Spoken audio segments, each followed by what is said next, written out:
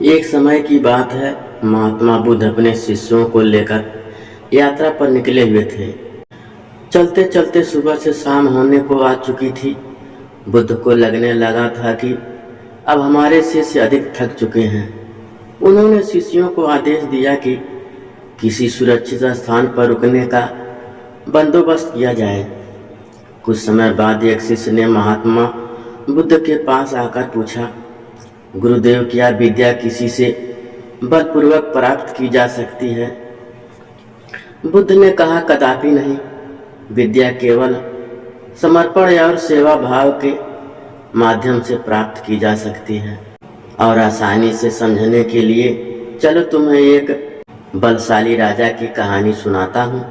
किसी राज्य में एक बलशाली राजा रहता था, जो कि अपनी सेना की शक्ति के बल पर कुछ भी हासिल करना जानता था।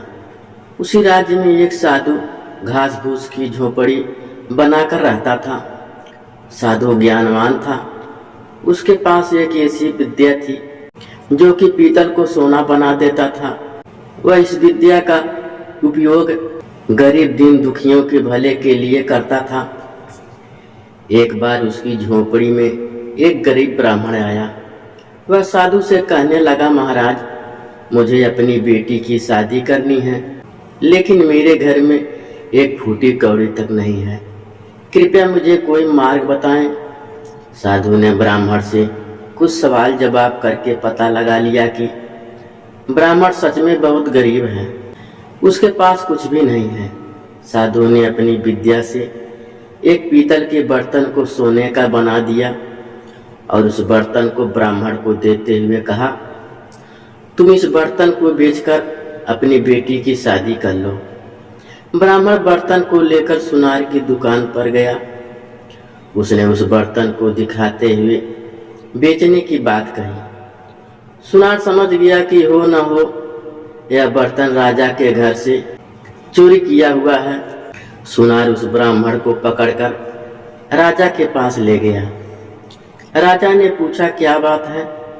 ब्राह्मण ने पूरी घटना को राजा के सामने सच सच बता दिया। इस बात की जानकारी होने से राजा के मन में लालच आ गया और उसने सोचा, क्यों न इस विद्या को सीखा जाए।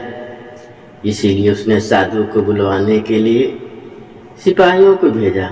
कुछ समय बाद सिपाही साधु को लेकर राजा के सामने पेश हुए।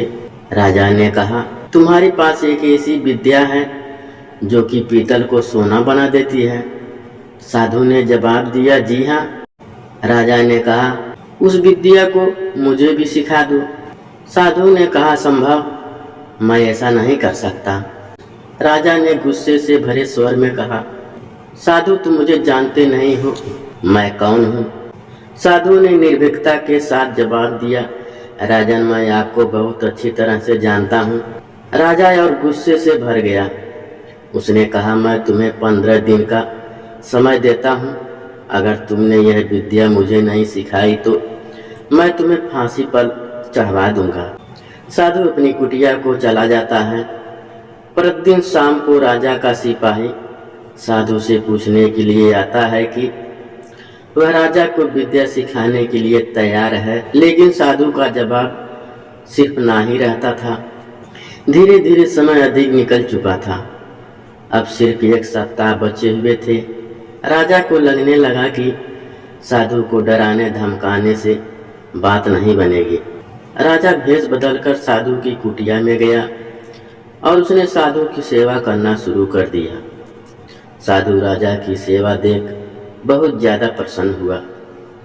एक दिन साधु ने कहा, मैं तुम्हारी सेवा से बहुत प्रसन्न हूँ, मांगो, तुम क्या मांगना चाहते हो?